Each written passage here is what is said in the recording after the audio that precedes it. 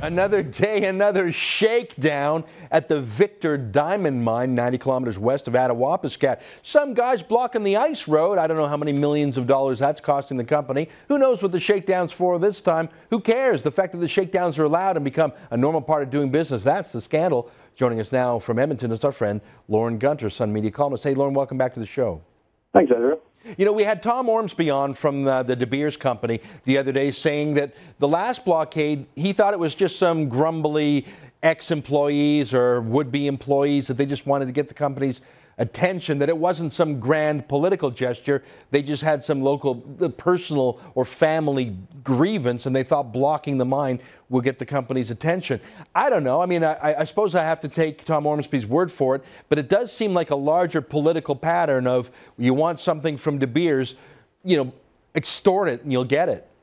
Yeah, absolutely. I think it follows a formula that people at Attawapiskat have learned, and that is if you have a grievance, personal grievance with De Beers, phone up the people at CBC or one of the other southern media outlets, and they'll just instantly come up and fawn all over you and say, oh, yes, we understand your plight against these greedy international corporations, so let us help you publicize your problem. And so then De Beers says, well, it's bad PR. We better give them this group a little bit more money. And then the next group comes along and says, well, hey, how come we didn't get more money? That's what the second blockade that started on Saturday night sounds like.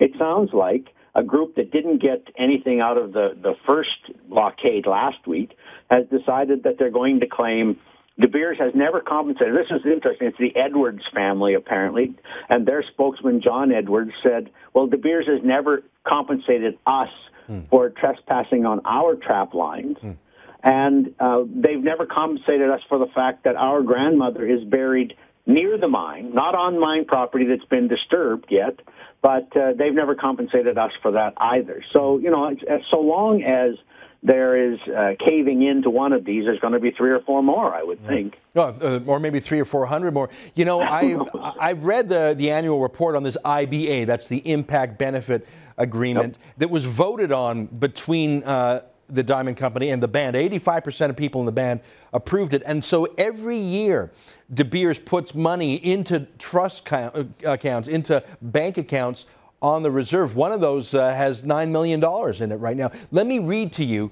a comment from the band right here. From the mine. Under the IBA, compensation for any impacts to trap lines affected by the construction operation of the mine is paid by the company to the community.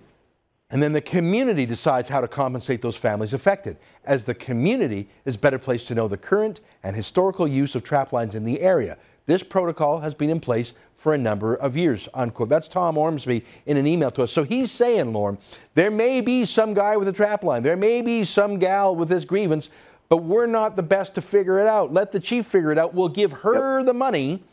And so, Lauren, isn't it obvious that if you're kvetching, if you're complaining, your trap line is you didn't get compensated, you should be protesting outside Chief Teresa Spence's house or her band office, not at the mine. Absolutely. You know, and you know, we've talked about this before. In addition to just about $3 million a year that goes into this trust fund from De Beers as part of the impact settlement that they have with the band, they're also doing $65 million a year with companies at Attawapiskat. And most of those companies are owned by the band. So they provide fuel and helicopters and dynamite and camp catering services and all sorts of things.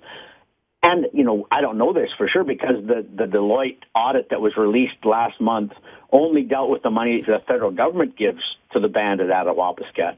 But my guess is that there isn't much better accounting for the money that goes in and out of those companies either. So there's literally tens of millions of dollars flowing in and out of Attawapiskat every year. And nobody knows where it's going. It's not maybe going in sufficient numbers to this new Edwards family, the new blockaders. But you're absolutely right. I mean, part of De Beers' deal with Chief Spence and the band council is that, here, we're going to give you money every year, close to $3 million a year. And it is your job to deal with the grievances for people who say that our mine has disrupted their traditional way of life and pay them out of that trust fund. I mean, you know, on top of that, De Beers has also given the band 22 separate housing units that the band hasn't properly winterized and hasn't properly dealt out to its members. I mean, there is no end of compensation that's going in either from the federal government, the Ontario government, the De Beers company, into that community. No southern community would have that kind of money flowing in and out of it without giving some kind of accounting for where the money's gone. Yeah. You know what? I've actually looked at this trust fund, this De Beers funded trust fund. That's the one that has shares in Apple and Anheuser-Busch and Halliburton and Enbridge. It's an amazing stock and bond portfolio. They don't give a lot of money out. I mean, they spent 36 grand on a goose hunt once, and they gave gifts to some elders, but they're not actually paying it out. If this John Edwards has a claim, it's against Teresa Spence and her boyfriend for not actually giving them the money. Lauren, we're out of time, but it's been great talking to you about this. I tell you, it's tough to sympathize with a multi-billion-dollar multinational like De Beers, but they're getting screwed up there. Oh, absolutely. They're being fleeced. Keep in touch, my friend.